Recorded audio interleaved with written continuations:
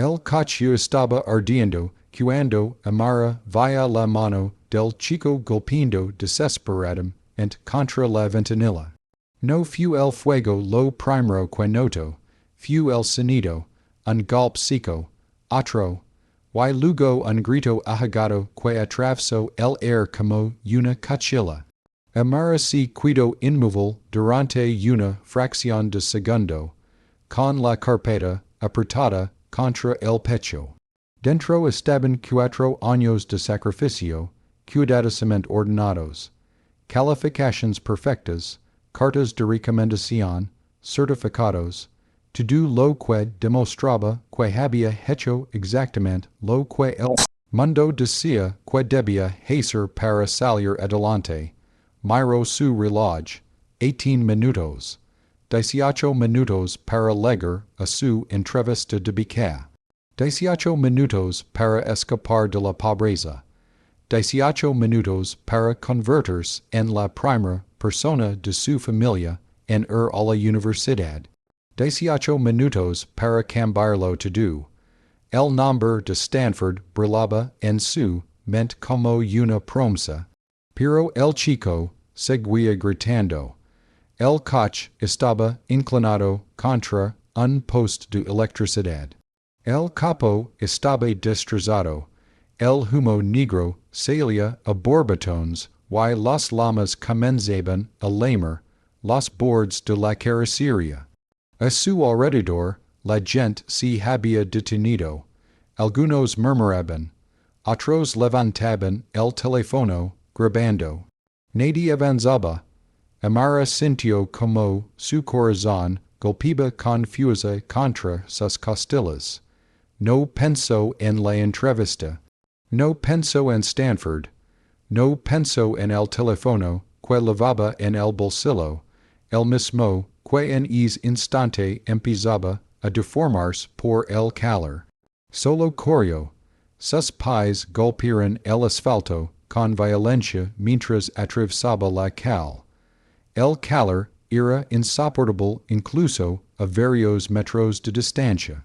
El olor a gasolina quemada y metal derretido le llenó los pulmones. Ayuda, gritaba el chico desde dentro. Por favor, Amara ligó al coche y, sin detenerse a pensar, se quitó uno de los zapatos. Era el que había pulido esa misma mañana, el que había elegido con cuidado para verse presentable. Lo levantó y golpeó la ventanilla, una vez, dos veces, tres. El vidrio se agrietó como una telaraña y luego explotó en pedazos afilados. El sonido fue ensordecedor. Amara metió el brazo sin importar el dolor. El vidrio le cortó la piel, pero no soltó el pomo de la puerta. Tiró confusa, la puerta cedió.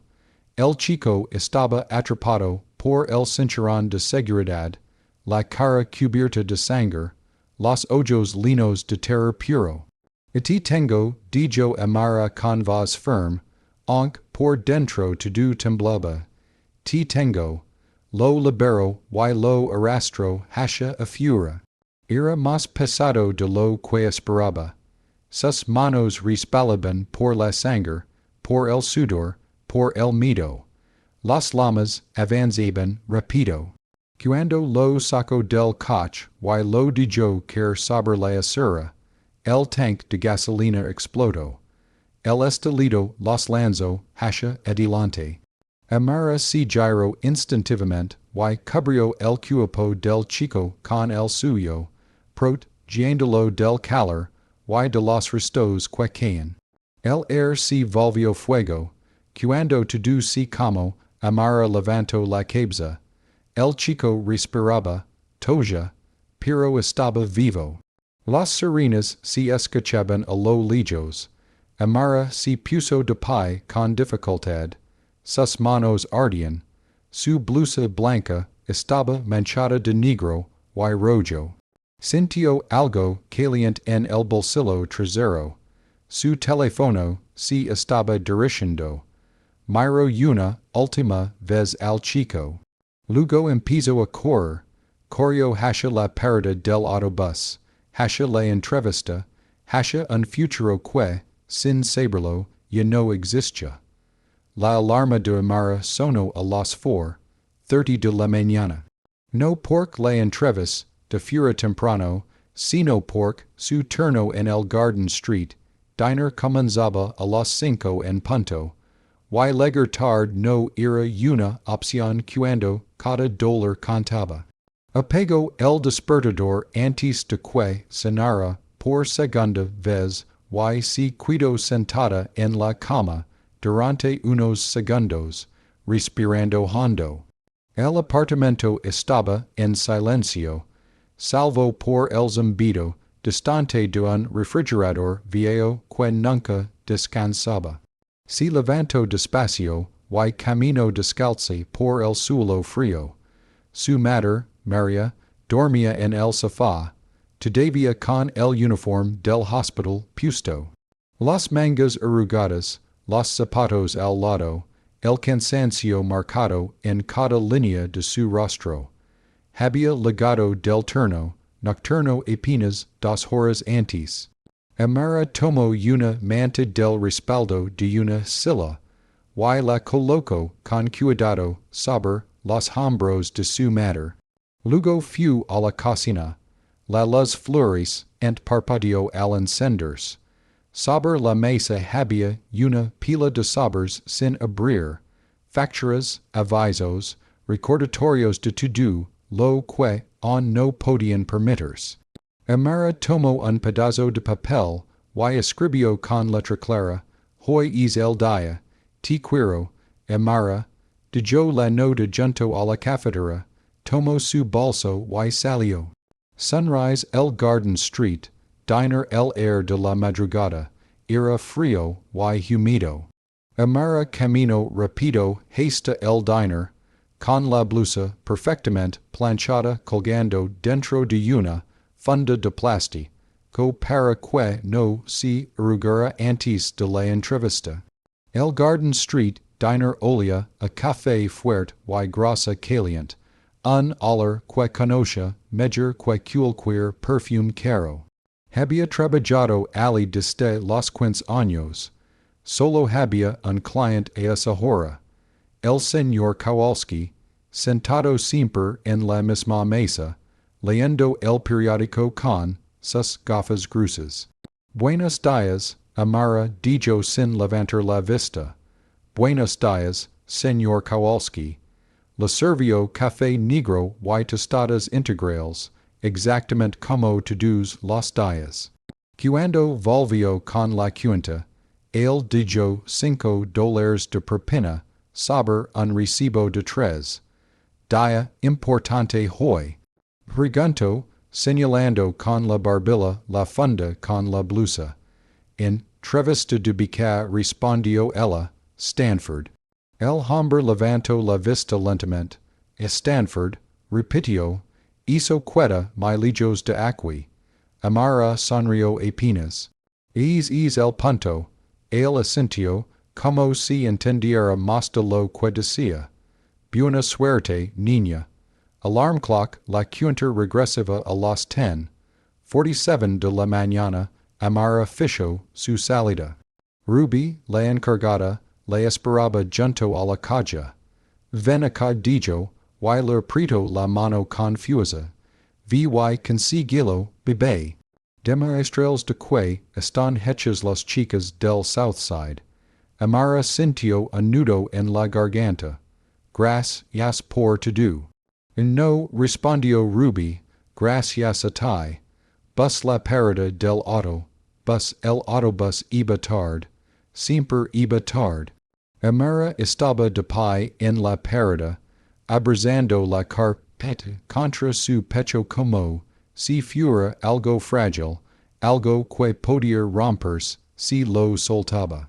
Repasaba mentalmente las respuestas. Por qué quieres asistir a Stanford? Por quiero construir sistemas que funcionen para todos, no solo para quienes pueden pagar por ellos. ¿Cuál es tu mayor debilidad? Me importa demasiado. no puedo ignorar a alguien que necesita ayuda, miro el reloj. 40 minutos para la entrevista, tiempo de sobra, o eso crea. House with garden al otro lado de la ciudad mientras tanto, en una casa rodada de jardines perfectamente cuidados, Connor Mitchell despertaba con rabia. El desayuno se había convertido en un campo de batalla. Tus califications están bajando, dijo Richard Mitchell, sin levantar la vista de su tablet. Yale no acepta mediocridad, no quiero Yale, respondió Connor. El silencio cayó como un golpe. Entonces ¿a dónde quieres ir? En no lo sé, dijo Connor, a un lugar que no se siente como otra versión de esto. Richard finalmente lo miró. Esto, dijo, señalando la cocina de mármol, las ventanas del suelo al techo, la vista del terreno. Te refieres a comodidad, seguridad, oportunidades, me refiero a expectativas. Connor empujó la silla hacia atrás y se levantó. No soy tú, papá. Richard apretó los labios. No, no lo eres. Las palabras quedaron flotando como humo. Connor tomó los llaves del BMW que había recibido por su cumpleaños número 16. Un regalo caro que nunca había sentido como libertad. Voy a dar una vuelta dijo. No espero respuesta. Automóvil el inicio del desastre Connor no tenía destino. Solo necesitaba conducir. Tomó Riverside Avenue porque estaba casi vacía y era rápida. Aceleró más de lo debido, con la música alta, intentando ahogar el ruido de su propia cabeza. El semáforo cambió a rojo, no lo vi a tiempo, el impacto fue brutal, metal contra metal, cristales explotando. El airbag golpeando el pecho con violencia, luego silencio, luego humo. Connor intentó abrir la puerta. Atascada, empujó la ventanilla, nada. El humo negro llenaba el interior del coche. Tosió, sintió sangre en la boca. Buscó su teléfono. Estaba fuera de su alcance, en el suelo. El coche comenzó a emitir un sonido extraño. Un silbido, un goteo. Connor golpeó la ventanilla trasera con la mano. Ayuda, gritó, por favor. Fire el instante decisivo Amara estaba a media mans. Ana cuando ocurrió el choque. Sintió el impacto antes de verlo. Un estruendo profundo que sacudió su pecho. Gente comenzó a reunirse. Teléfonos levantados. Nadie avanzaba. Amara miró el reloj. 18 minutos. Pensó en su madre dormida en el sofá. En el señor Kowalski, y su propina. En Ruby diciendo, vi y conseguilo. Y recordó la pregunta del ensayo que había escrito durante 6 meses. Describe un momento en el que tuviste que elegir entre lo fácil y lo correcto. Amara empezó a correr, no hacia la parada del autobús, sino hacia el fuego. Amara soltó la carpeta sin darse cuenta. Los papeles se esparcieron por la acera como hojas arrancadas de un árbol en otoño. Transcriptions, cartas de recomendación, certificados, todo aquello que había construido con años de esfuerzo se elevó por el aire y cayó al suelo sin orden ni cuidado. No se detuvo a recoger nada, no miró atrás, corrió. El calor se hizo insoportable incluso antes de llegar al coche. El humo era espeso, negro, y se mecha en la garganta como si quisiera quedarse allí para siempre. La gente gritaba destellillos. Alguien decía que llamaran a emergencias. Otros solo grababan. Amara no escachaba nada más que su propio pulso. El chico, dentro del coche, golpeaba el vidrio con desesperación. Su rostro estaba cubierto de sangre, los ojos abiertos de par en par, llenos de un miedo primitivo. Estoy aquí, gritó Amara, aguanta, si quito el zapato sin pensarlo. Era el que había limpiado con esmero esa mañana, el que pensó que le daría confianza en la entrevista. Lo levanto y lo estrello contra la ventanilla. Una vez, dos veces, tres. El vidrio se quebró en una telaraña brillante antes de estallar en 1000 pedazos. Amara metió la mano. El dolor fue inmediato. Cortes profundos, ardientes, pero no retiró el brazo. Buscó el seguro de la puerta, y tiró confusa. La puerta se abrió. El chico estaba atrapado por el cinturón de seguridad. Temblaba, toja, apenas podía respirar. Te voy a sacar dijo ella con una voz que no parecía suya. Confía en mí. Desabrochó el cinturón y el cuerpo del chico cayó hacia adelante. Amara lo sostuvo con todo su peso y lo arrastró fuera del coche. Era más pesado de lo que esperaba. Sus manos resbalaban, empapadas de sangre y sudor. El fuego avanzaba rápido. El sonido del combustible ardiendo era cada vez más fuerte. Cuando logró sacarlo completamente y arrastrarlo unos metros lejos del coche, el tanque de gasolina explotó. El estallido fue ensordecedor. El calor los lanzó contra el pavimento. Amara se giró instintivamente y cubrió el cuerpo del chico con el suyo, protegiéndolo mientras fragmentos calientes caían alrededor. El mundo se volvió blanco, luego silencio. Amara levantó la cabeza lentamente. Le ardían los pulmones. Le temblaban las manos. El chico respiraba, toja, gemía, pero estaba vivo. Las sirenas se escuchaban a lo lejos. Amara se puso de pie con dificultad. Miró sus manos cubiertas de sangre y vidrio. Miró su blusa blanca, ahora negra de Holland y roja de sangre. Sintió algo caliente en el bolsillo trasero. Su teléfono se estaba dirigiendo. Miró al chico una última vez. Y entonces recordó el reloj. La entrevista. Amara empezó a correr otra vez. Stopwatch 23 minutos tarde llegó al edificio de la calle dando. Sus manos estaban envueltas torpemente con la tela destrozada de su blusa.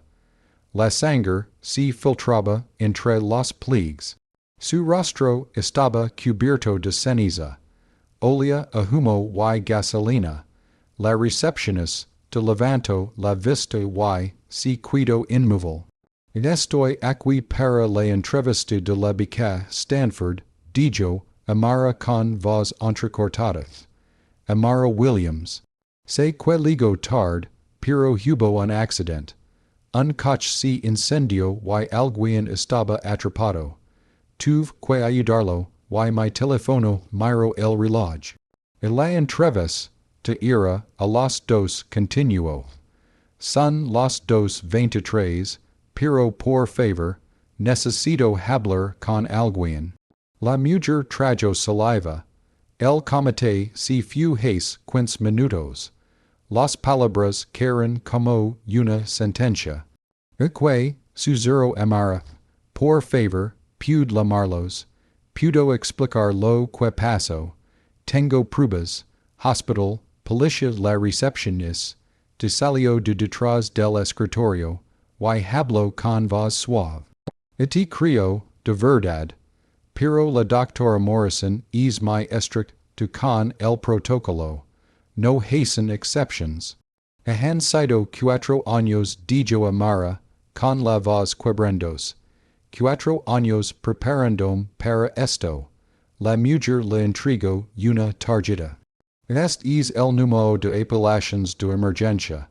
Deja un mensaje. Pero debo ser honesta contigo, en 5 años aquí. Nunca he visto que revierten una entrevista perdida. Amara tomó la tarjeta con manos temblorosas. Gracias. Salió y se sentó en los escalones del edificio. Marcó el número, sonó 4 veces, buzón de voz. Hola, mi nombre es Amara Williams Dijo, luchando por mantener la voz firme.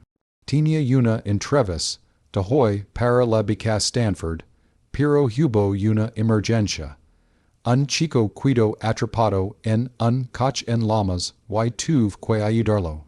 Perdí mi teléfono y tengo documentación del incidente.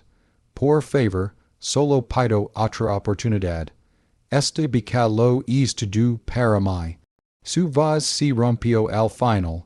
Colgó, miró sus manos. El dolor comenzó a hacerse real. Houses el regreso, el autobús de regreso tardó 40 minutos. 40 minutos en los que Amara contó cada semáforo, cada parada, cada persona que subía y bajaba. Trató de no pensar en las preguntas que nunca respondería, en el campus que nunca vería, en el futuro que se había escapado de entre sus dedos ensangrentados. Cuando llegó a casa, su madre estaba despierta. ¿Qué te pasó, hija? Preguntó María al verla. Amara no pudo hablar. Solo se quedó de pie. Su madre la abrazó. Cántame, y Amara contó todo. El choque, el chico, la elección, la entrevista perdida, el mensaje de voz. María no habló durante mucho tiempo. Luego besó la frente de Amara. Hiciste lo correcto. Lo correcto me costó Stanford, susurró Amara. Algunas cosas cuestan más que otras, respondió su madre. Pero salvaste una vida. El correo llegó 3 días después. No fue una llamada. No fue una explicación. No fue una conversación humana. Fue un correo automático. Amara estaba sentada en la mesa de la cocina, con una venda limpia en las manos y una taza de té que ya se había enfriado. Había aprendido a ignorar el ardor constante de las cortes.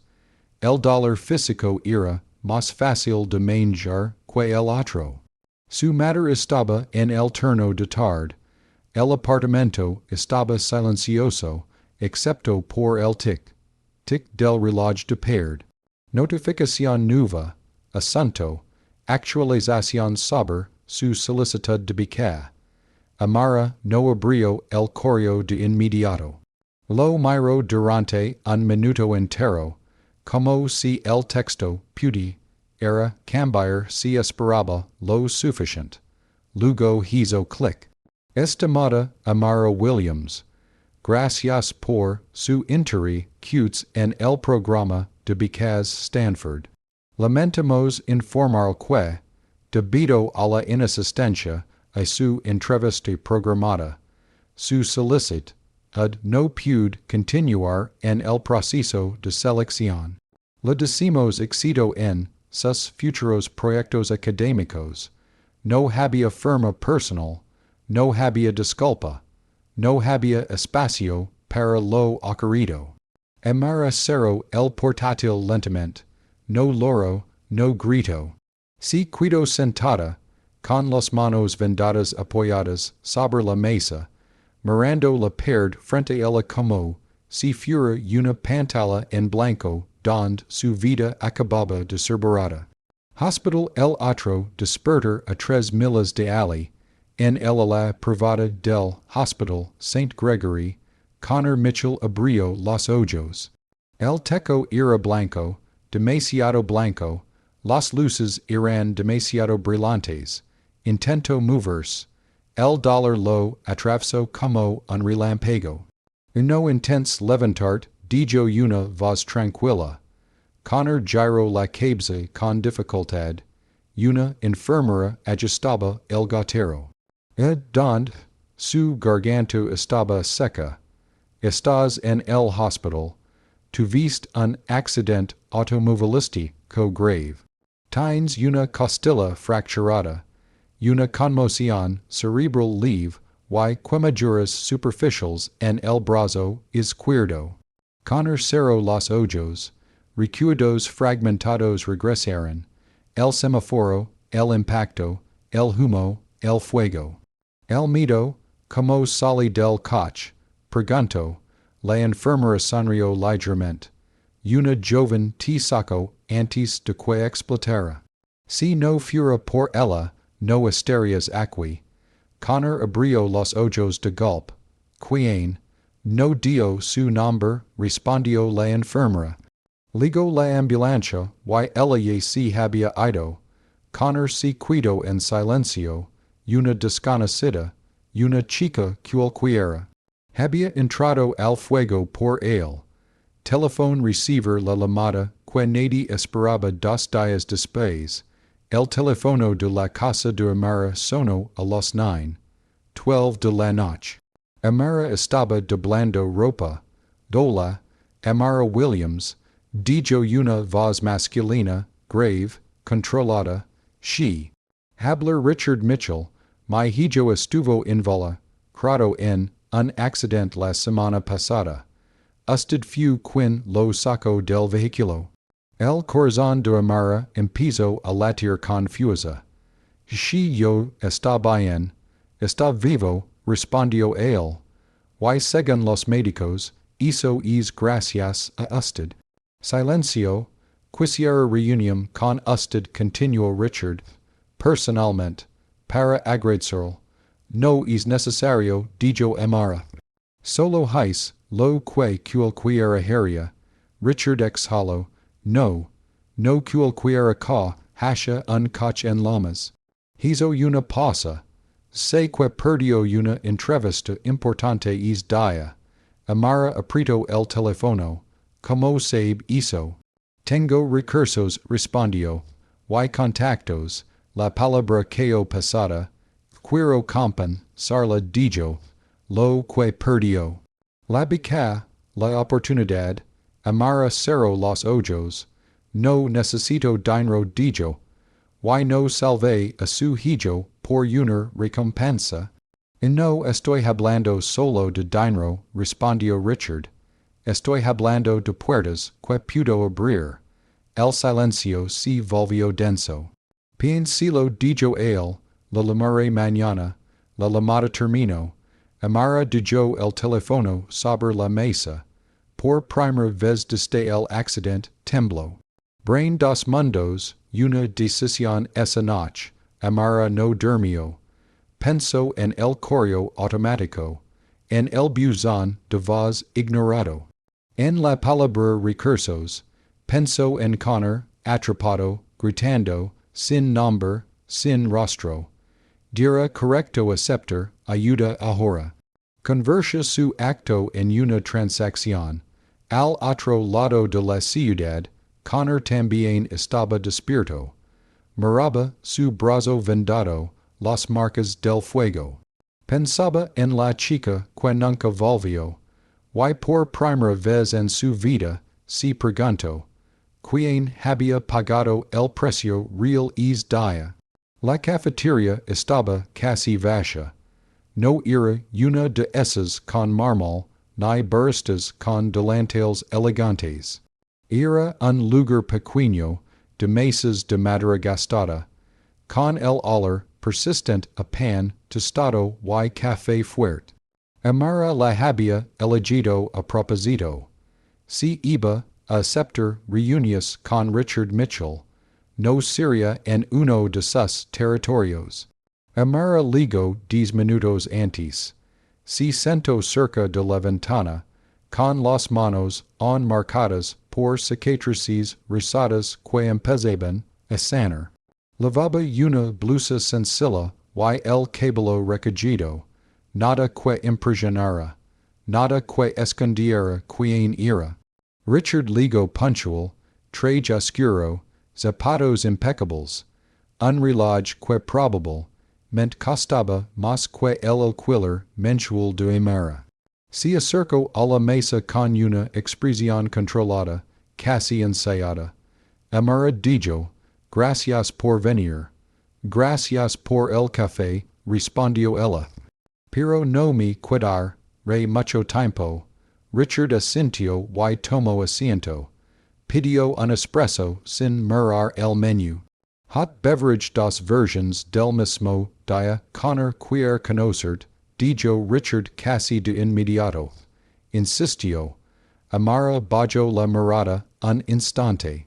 A mí alegra saber que está mejor.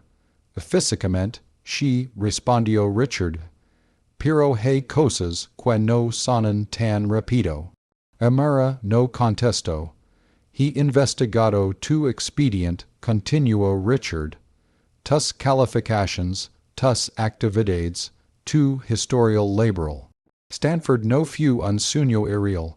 Era una posibilidad real. Lo sé, dijo Amara.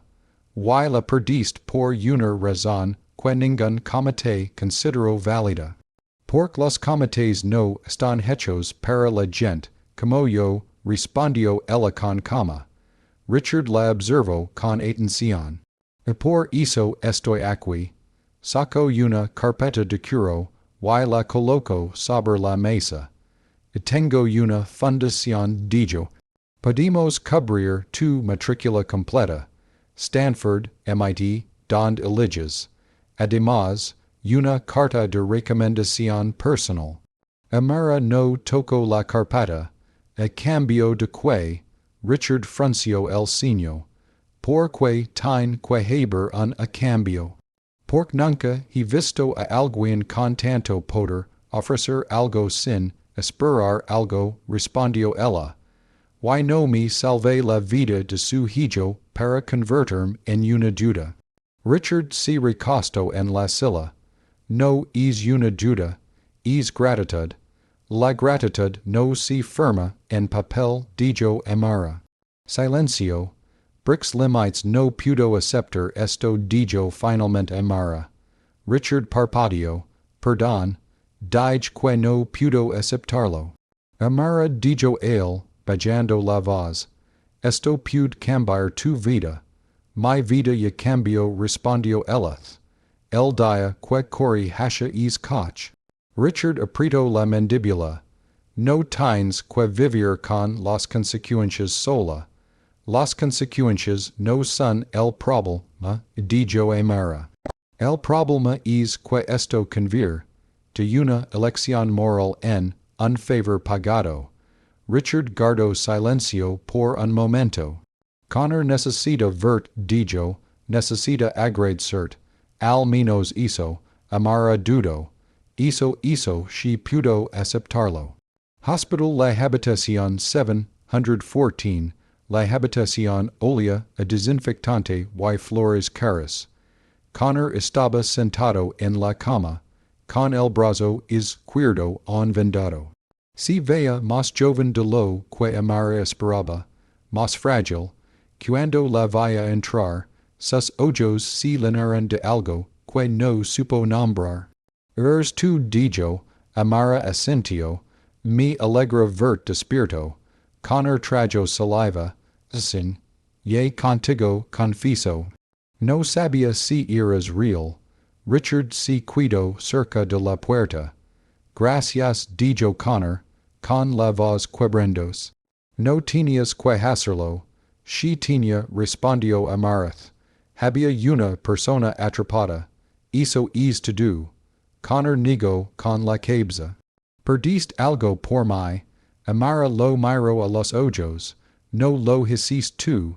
Lo hice yo. Y lo volvería a hacer. Richard observó la escena en silencio. Por primera vez, no tenía control. Brain la grieta cuando salieron de la habitación. Connor habló. Papá dijo, no puedes arreglar esto con dinero. Richard se detuvo. Ella perdió una oportunidad por ti. ¿Y tú estás intentando comprar su silencio respondió Connor, o su gratitud, no lo sé, pero no es correcto. Richard lo miró, sorprendido, desde cuando te impor, a lo correcto. Connor no respondió.